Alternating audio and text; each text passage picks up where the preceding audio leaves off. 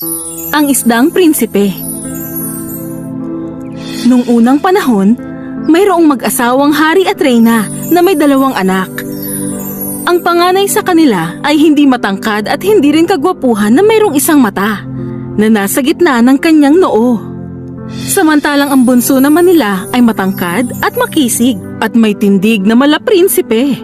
Paborito ng hari ang bunso kaya nagpasya siyang gawing tagapagmana ang gwapong nakababatang anak. Walang sino mang susunod sa isang maliit na taong may isang mata.